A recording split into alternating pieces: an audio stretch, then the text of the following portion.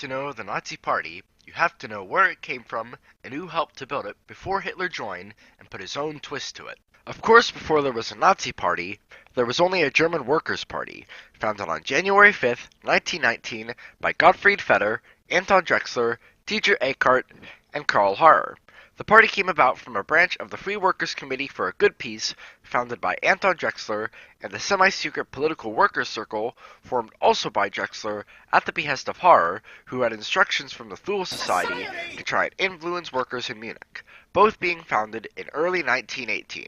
Both were discussion groups relating to nationalist sentiments, along with anti-communist and anti-Semitic topics. The Workers' Circle met periodically for about a year, from its inception until the creation of the DAP, discussing these topics and the future of Germany. As for the Free Workers Group, pretty much the same thing, but with less details. Seeking to spread the messages of nationalism, anti-communism, and anti-Semitism, Drexler wished to create a political party combining the themes of both groups and be able to create a change in Germany through politics and the democratic method. Harrer wasn't a big fan of making a political party, wanting to stay in control of a small intellectual group, and even if he were to join a party, he wanted it to be led by their small group and not become a widespread movement. The direction for which the party was to be led would create a schism between Harrer and the others, but found that it was the German Workers' Party, with Anton Drexler as the chairman and Karl Harrer as Reich chairman, an honorary title. We'll get into each founding member and their backstory before forming the DAP, but before that, we have to take a look at a society they were all affiliated with in some way and is important in being the impetus of the DAP from its start, that being the Thule Society. Founded in 1918 by Walter Neuhaus, who worked for the Germanenorden, a secret society founded back in 1911 and based in Berlin. The name Thule Society was to be a front for the Munich branch of the Germanenorden. Both the Thule Society and its parent organization had Völkisch beliefs, along with occultic thinking, and nationalist and anti-Semitic ideals. As well as sharing ideals, they both used a version of the swastika as their symbol. If one wanted to join the society, they had to prove that they were racially pure, and signing an oath swearing this upon joining. Its beliefs centered around a racially unmixed Aryan race, being known for this and other occultic beliefs.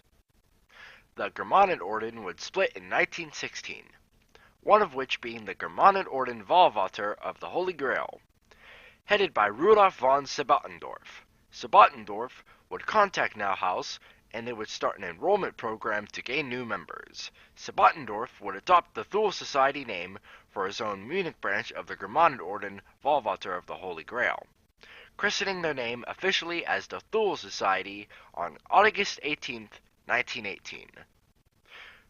The society would see a movement of only around 1,700 members in Munich and Bavaria.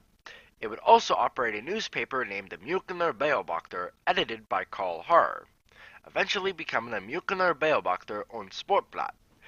This paper would evolve to become the main paper of the Nazi Party as the Völkischer Beobachter. Hitler was never involved in the Thule Society and would detest its occultic practices, but it did see a number of other soon-to-be high-ranking Nazis active in its organization, including Alfred Rosenberg, Hermann Goering, Rudolf Hess, and Heinrich Himmler. In coming episodes, we'll see the Thule Society eventually fall into obscurity and dissolve as Hitler gains control of the DAP and moves away from its influence. So now, on to the founders of the DAP, starting with Karl Harrer. Harrer was born the 8th of October, 1890. In his adulthood, he became a journalist and a member of the Thule Society. In the society, he was assigned to attempt to try and persuade workers in Munich to focus on politics as mentioned previously. He would become an associate of Anton Drexler, with which they would create the Politische Arbeiterzirkel, Political Workers' Circle, in 1918.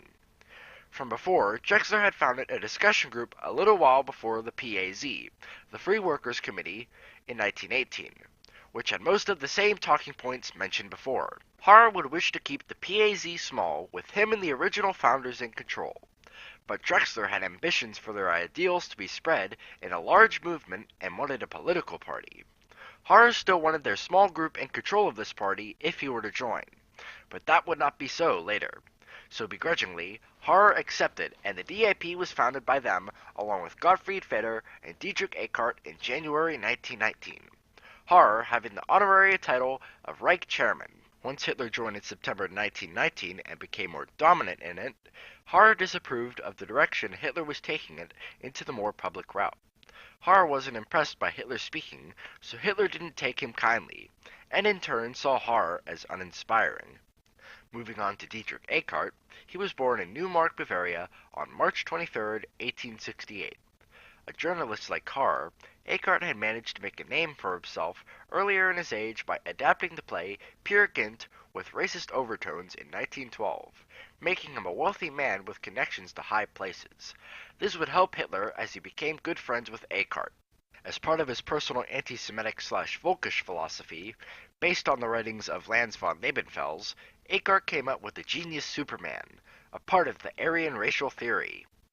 Once the war was over and Germany's fate sealed, Eckart worked on editing the anti-Semitic paper in plain German with Gottfried Feder and Alfred Rosenberg.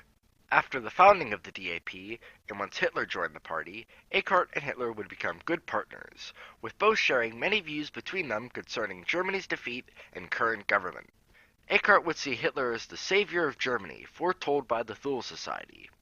Mind you, Eckart was never a full member of it, but still involved. Eckart would introduce Alfred Rosenberg, the future racial theorist of the party, to Hitler.